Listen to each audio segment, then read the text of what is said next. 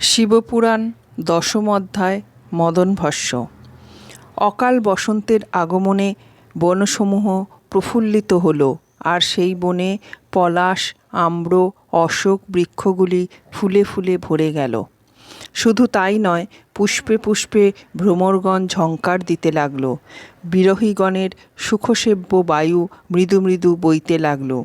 কোকিল ও কোকিলবধূ সুমধুর স্বরে কাননভূমি আবার তুলল মাতিয়ে। আর সেই সময় কন্দর্পদেব রতির সহিত মিলিত হয়ে পঞ্চবাণ আকর্ষণপূর্বক মহাদেবের বাম পার্শ্বে অবস্থান করতে লাগলেন। সেই সময় পার্বতী নানা ফুলের অলঙ্কারে বিভূষিত হয়ে সখীদ্বয়ের সঙ্গে শিবের কাছে গেলেন তাকে পূজা করার জন্যে। শিবের স্তব স্তুতি করে পূজা করতে লাগলেন।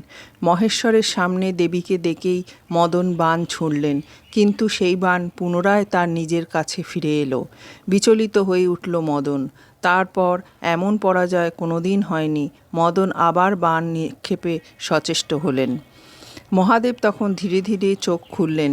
গৌরীকে সামনে দেখে ভাবলেন, এ কি এমন সুন্দর রূপ কি কোনো রমণীর হয়? এই রূপ দেখে যার ধ্যান ভেঙে যায়, তার ধ্যানে কি আর মন বসে?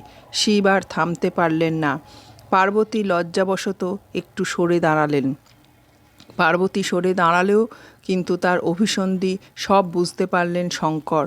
তখন তিনি মোহগ্রস্ত হয়ে পড়লেন। কোনো মতেই তপস্যায় মন বসাতে পারছেন না। চিন্তা করতে লাগলেন, এরকম হওয়ার কারণ কি? নিশ্চয়ই এর কোনো কারণ আছে। কারণ ছাড়া কোনো কিছু ঘটতে পারে না। এই চিন্তা করে তিনি চারিদিকে তাকাতে তাকাতে দেখতে পেলেন তার বাম পাশে মদনদেব তাকে উদ্দেশ্য করে সন্মোহন বাণ মারার চেষ্টা করছেন। তাকে দেখে মহেশ্বর তো ক্ষেপে আগুন। তখন তার তৃতীয় নয়ন থেকে অগ্নি উদ্গীরণ হতে লাগল। সেই ভয়ঙ্কর আগুনে জ্বলতে লাগলেন মদন। অসহ্য জ্বালায় চিৎকার করতে লাগলেন তিনি। সেদিন মদন আর রতির সঙ্গে দেবতারাও এসেছিলেন। শিবের সেই ক্রোধ দেখে তারা চিৎকার করে বলতে লাগলেন, রক্ষা করুন প্রভু, হে মহেশ্বর, আপনি ওকে রক্ষা করুন। কিন্তু ততক্ষণে মদনদেব পুড়ে ছাই হয়ে গেলেন। মদনের মৃত্যু দেখে দেবতারা দুঃখিত। মহেশ্বর সেই আশ্রম ছেড়ে রাগে অন্যত্র চলে গেলেন। পার্বতীও তার সখীদের নিয়ে পিত্তালয় করলেন গমন। দেবতারা হতবম্ব। মদনের স্ত্রী রতি কান্নায় ভেঙে পড়ে মাটিতে গড়াগড়ি দিতে লাগলেন।